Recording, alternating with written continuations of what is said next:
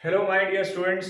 अब सिर्फ 30 दिन बचे हैं आपके एग्जाम के लिए, the very and the most awaited the board exams. अभी आने वाले 30 दिन में आपको क्या मंत्र या क्या फॉर्मूला अप्लाई करना है, उसी के लिए आज मैं इस वीडियो को बना रहा हूं। और ये video parents as well as students दोनों के लिए होगा, तो ध्यान से सुने।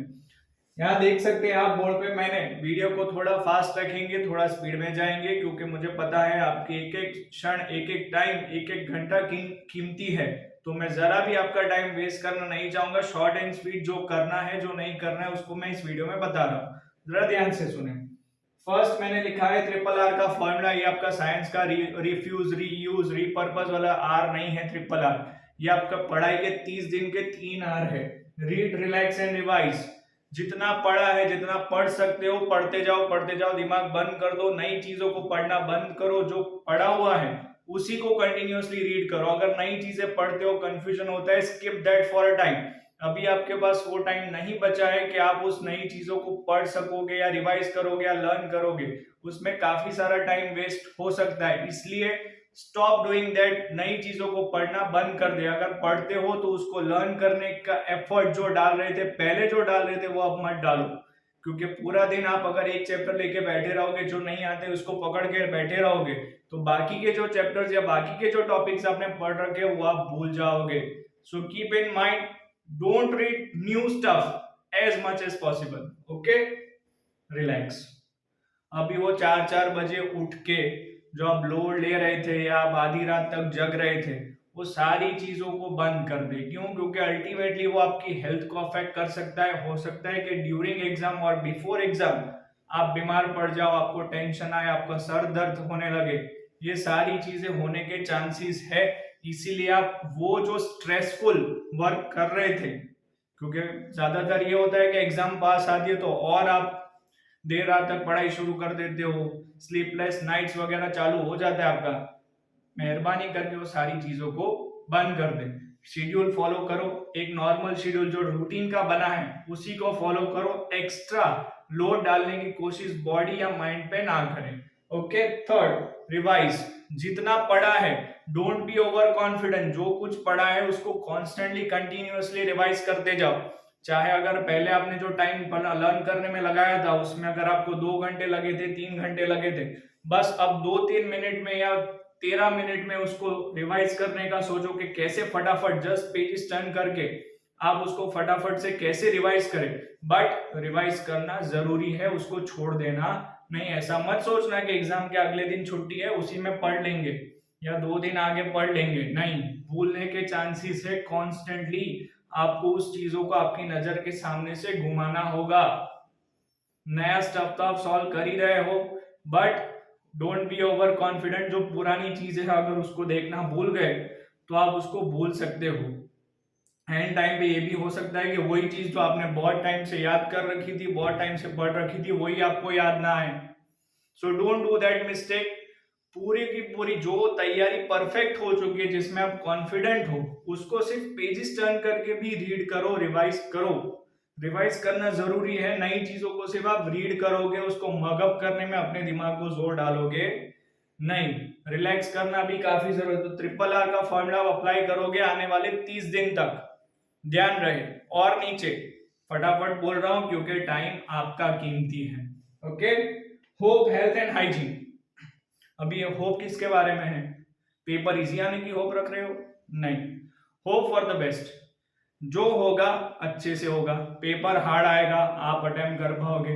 पेपर इजी आएगा, अच्छे मार्क्स आ जाएंगे, अच्छा रिजल्ट आ जाएगा। जो होगा वो देखा जाएगा और अच्छे से ही होगा। ऐसा मत सोचो क्योंकि कॉन्स्टेंटली अभी आपके दिमाग में विचार आ रहे हैं पेपर हार्ड आएगा तो सारे क्वेश्चन टेक्स्ट बुक से बाहर के पूछ लिए तो क्या होगा। ये सारी चीजों को सोचने की जरूरत नहीं। Hope for the best. आप कितना अच्छे से उसको परफॉर्म कर पाओ उसके बारे में सोचो। क्वेश्चन कहीं से भी हो, ऐसा सोचो, ऐसी होप रखो कि आप उसको अटेम्प्ट कर पाओ, तो आपको वो चीज आराम से सॉल्व होने के लिए मदद कर सकती है। इवन पेरेंट्स, पहले ही बोला था वीडियो दोनों के लिए है। पेरेंट्स बच्चों को स्ट्रेस डालना बंद करे, उनको ओवर टाइम करवाना बंद करे, ओवर स्टडीज करवाना बंद करे, डीमोटिवेट करना बंद करे। ऐसा मत बोलो अभी कॉन्स्टेंटली कि तू तो पास था तो सारू पास हो जाए तो अच्छा है, ये सारे वर्ड्स अभी आपके घर के बाहर कचरे की डोल में डाल दो। अगर आपको कुछ अच्छा एक्सपेक्टेशन है आपके बच्चों को और बच्चे खुद आपको भी कॉन्स्टेंटली मोटिवेटेड रहना जरूरी है, आपको होप छोड़नी नहीं है एग्जाम खत्म होने तक और रिजल्ट आने तक। रिजल्ट तो वैसे हाथ में है नहीं आपके, बट मेहनत करना अभी बहुत कुछ, 30 दिन एग्जाम आने तक और एग्जाम चलने के वो 15 दिन, टोटल 45 डेज आपके हाथ में है। जितना हो सके उतना हम अच्छे से ही करेंगे और आप कर ही सकते हो, आप में एक यूनिक पोटेंशियल है, आपको वो रियलाइज करना है और आपको आउटपुट देना है, बराबर। हेल्थ वन मेजर फैक्टर, यहाँ पे लोग ध्यान देना भूल जाते हैं।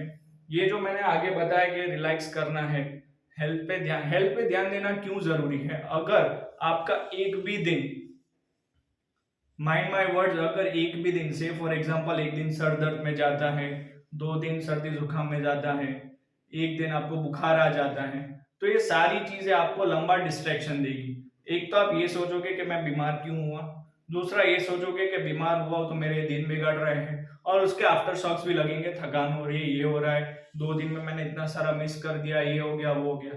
तो डू कीप इन माइंड, भगवान को प्रार्थना करो, अपने आप खुद को हेल्थ कॉन्शियस बनाओ कि आप ज्यादा बीमार पड़ो नहीं, फालतू फालतू चीजें खाना बंद कर दो, मस्त 45 डेज का एक उपवास ले लो कि 45 डेज तक हम बाहर का खाना नहीं खाएंगे, घर में जो कुछ अच्छा हेल्दी बन रहा है उसी को खाकर जिएंगे। 45 डेज के बाद आपको जितना बाहर खाना है, जितना फ्रेंड्स के साथ घूमना है घूम लेना, बराबर। बट हेल्थ का ध्यान रखना जरूरी है, क्योंकि हमने ऐसे केसेस देखे हैं कि ड्यूरिंग एग्जाम लोग बेहोश हो जाते हैं, एग्जाम के वक्त बुखार आ जाता है, एग्जाम के अगले दिन सुबह, वही दिन सुबह या अगले दिन सुबह भी बीमार पड़ जाते हैं। फिर क्या करोगे? जो आप में पोटेंशियल था, जो आप परफॉर्मेंस देना चाहते थे या जितना कर सकते थे उतना भी करने के आप काबिल नहीं बचोगे, बराबर। तो डोंट डू दैट मिस्टेक, आपको एक गलती नहीं करनी है, आपको अपनी परफेक्ट हेल्थ पे ध्यान देना है, बाकी सब जाए भाड़ में, हेल्थी रहना जरूरी है। ओके, हाइजीन, हाइजीन इसलिए वर्ड यूज कर रहा हूं कि जितना साफ सुथरा लिविंग कंडीशंस आपका रहेगा उतना आप हेल्दी रह पाओगे। यहाँ वहां भटकना बंद कर दो अननेसेसरीली, बाहर पॉल्यूशन बहुत है, बाहर बीमारी बहुत फैल रही है, बैक्टीरियल इन्फेक्शन होगा, वायरल इन्फेक्शन होगा, किसी के कांटेक्ट में आने से कुछ भी नुकसान हो सकता है। इसीलिए फॉर दिस 1 मंथ घर के बाहर अननेसेसरीली जाना बंद कर दो। आपको ट्यूशन जाना पड़ रहा है, यू कैन गो, आपको स्कूल में एग्जाम देने प्रैक्टिकल्स करने जाना पड़ रहा है, you can go, but avoid that unnecessary outings जो आप फ्रेंड्स के घर पे जाके पढ़ाई करने का सोच रहे हो, इससे मिल के आऊं, ये फैमिली फंक्शन में जाके आऊं, फलाने जाके आऊं, नहीं, प्लीज डोंट डू दैट। है बोर्ड एग्जाम इंपॉर्टेंट है, आपका once in a life time certificate government authorised बनने वाला है, पहली बार। अब तक तो स्कूल का वो सड़ा हुआ A4 साइज का पेपर आपके पास होगा, बट अभी ये देखना कितना अच्छा आपका रिजल्ट बनता है और उसकी वैल्यू आपको रिजल्ट के दिन पता चलेगी।